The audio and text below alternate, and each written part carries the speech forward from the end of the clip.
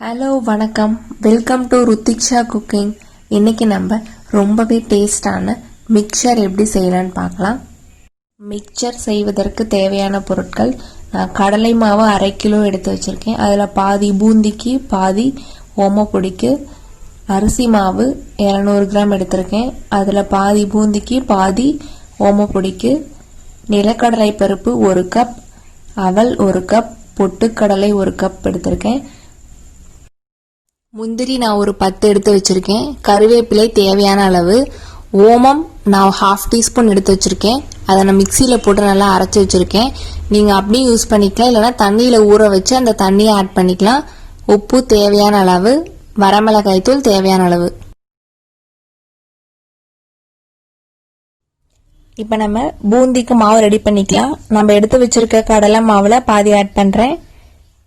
அதோடு நம்ம எடுத்து வச்சிருக்க அரிசி மாவுல பாதி ஆட் பண்ணிக்கலாம்.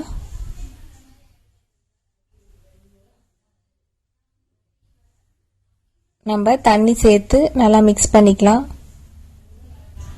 ரொம்ப கெட்டியாகவும் இருக்கக்கூடாது, ரொம்ப தண்ணி மாதிரி இருக்கக்கூடாது. தோசை மாவோட இன்னும் கொஞ்சம் தண்ணியாக இருக்கலாம். நான் இதில் சோடா உப்பு ஆட் பண்ணல, ஏன்னா சோடா உப்பு ஆட் பண்ணால் வந்துட்டு எண்ணெய் ரொம்ப இழுக்கும். நம்ம கரெக்டான கன்சிஸ்டன்சில மாவு வந்து கலந்தனாவே நமக்கு பூந்தி வந்து நல்லா பந்து பந்தா வரும். இதான் கரெக்டான கன்சிஸ்டன்சி. இந்த மாதிரி மாவு ரெடி பண்ணிக்கோங்க.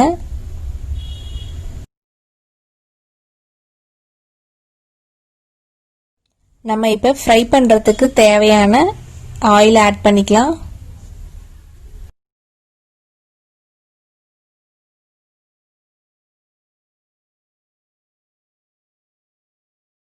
நமக்கு ஆயில் நல்லா ஹீட் ஆகட்டும், அது வரைக்கும் வெயிட் பண்ணலாம். இப்போ நமக்கு ஆயில் ஹீட் ஆயிடுச்சு. நம்ம ஆல்ரெடி ரெடி பண்ணி வச்சிருக்க மாவுல இருந்து ஒரு கரண்டி எடுத்து பூந்தி ஊத்துற கரண்டியில ஊத்திக்கலாம்.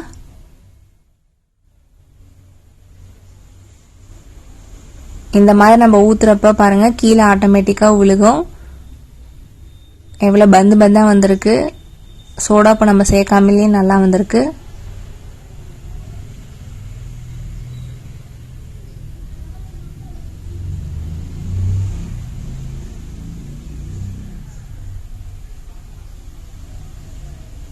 நமக்கு மிக்சருக்கு பூந்தி வந்து நல்லா வேகணும், நல்லா மொறுமொறுன்னு இருக்கணும். இன்னொரு சைடு திருப்பி போட்டுக்கலாம்.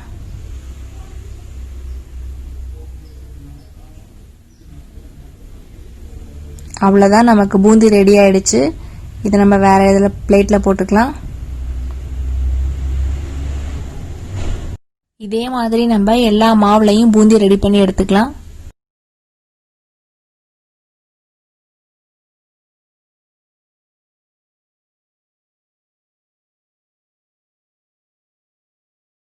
இப்ப நமக்கு பூந்தி ரெடி ஆயிடுச்சு. அடுத்து நம்ம ஓமப்பொடி எப்படி செய்யலான்னு பார்க்கலாம். ஓமப்பொடி செய்யறதுக்கு நம்ம எடுத்து வச்ச கடலை மாவை நான் ஒரு பவுல்ல ஆட் பண்றேன். அதோட நம்ம எடுத்து வச்ச அரிசி மாவு, நம்ம மிக்சியில பொடி பண்ணி வச்ச ஓமம்,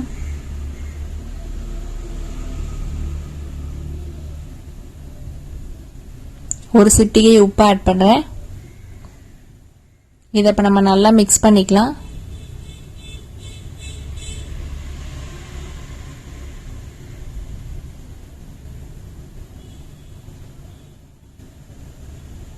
கொஞ்சம் கொஞ்சமா நம்ம தண்ணி ஆட் பண்ணி நம்ம மாவு ரெடி பண்ணிக்கலாம்.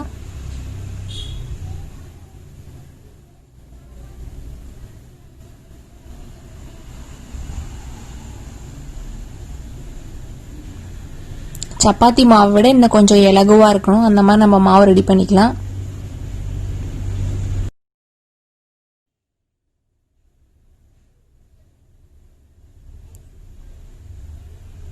இதான் கரெக்டான கன்சிஸ்டன்சி. இந்த மாதிரி மாவு ரெடி பண்ணிக்கோங்க. நம்ம ஓமப்பொடி புளியறதுக்கு இந்த மாதிரி நம்ம ரெடி பண்ணி வச்ச மாவுல இருந்து கொஞ்சம் எடுத்துக்கோங்க. அதை ஓமப்பொடி புளியற குழாயில போட்டுக்கோங்க.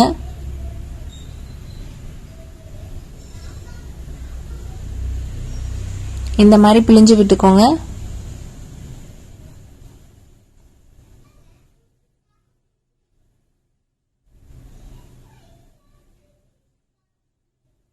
நமக்கு ஒரு சைடு வெந்ததுக்கப்புறம் திருப்பி போட்டுக்கோங்க.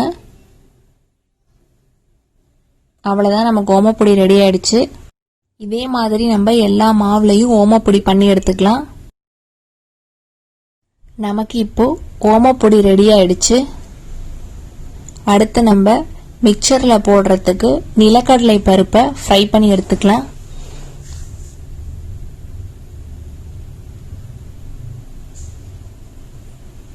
லைட்டாக நமக்கு கோல்டன் ப்ரௌன் கலர் ஆகிற வரைக்கும் நம்ம ஃப்ரை பண்ணிக்கலாம்.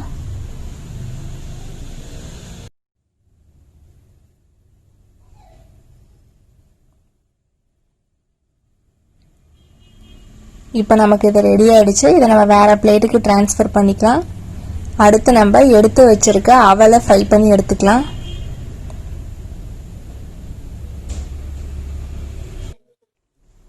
இப்போ நமக்கு அவல் ரெடி ஆயிடுச்சு. நம்ம வேற பிளேட்டுக்கு டிரான்ஸ்ஃபர் பண்ணிக்கலாம். அடுத்து கருவேப்பிலையை ஃப்ரை பண்ணி எடுத்துக்கலாம்.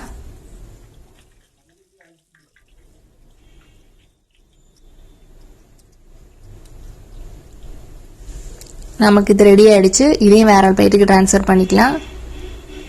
அடுத்து நம்ம எடுத்து வச்சிருக்க முந்திரி பருப்பை லைட்டா கோல்டன் ப்ரௌன் கலர் ஆகிற வரைக்கும் நம்ம ஃப்ரை பண்ணி எடுத்துக்கலாம். இப்போ நமக்கு இது ரெடி ஆயிடுச்சு. நம்ம ஃப்ரை பண்ணது எல்லாத்தையும் வேற பிளேட்டுக்கு டிரான்ஸ்ஃபர் பண்ணிக்கலாம்.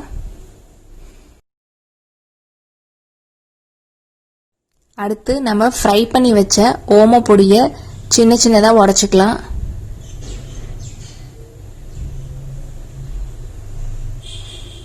இந்த மாதிரி பண்ணிக்கோங்க. இப்போ நம்ம மிக்சர் பண்ணுறதுக்கு நம்ம ஆல்ரெடி ரெடி பண்ணி வச்ச பூந்தியோட நம்ம ரெடி பண்ணி வச்ச ஓம பொடியை ஃபர்ஸ்ட் ஆட் பண்ணிக்கலாம்.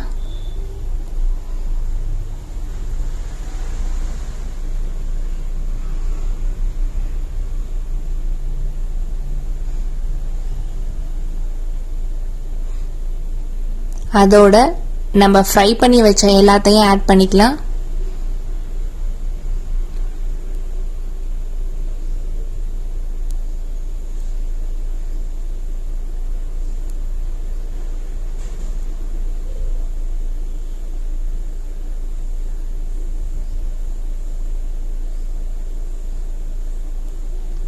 தேவையான அளவு உப்பு ஆட் பண்ணிக்கோங்க.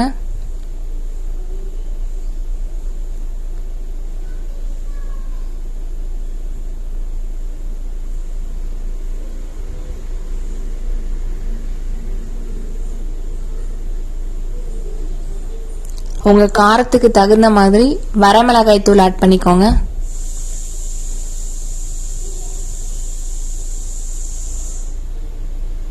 பெருங்காயத்தூள் நான் கொஞ்சம் ஆட் பண்றேன்.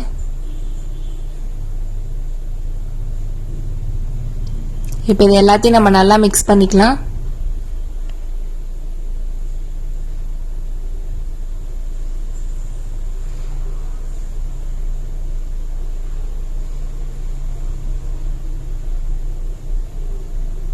அவ்வளவுதான், நமக்கு ரொம்பவே டேஸ்டான மிக்சர் ரெடி ஆயிடுச்சு. நீங்களும் இந்த டிஷ்ஷை உங்க வீட்டில் ட்ரை பண்ணி பாருங்க. உங்களுக்கு பிடிச்சிருந்துச்சுன்னா லைக் பண்ணுங்க, ஷேர் பண்ணுங்க, கமெண்ட் பண்ணுங்க, மறக்காம சப்ஸ்கிரைப் பண்ணுங்க.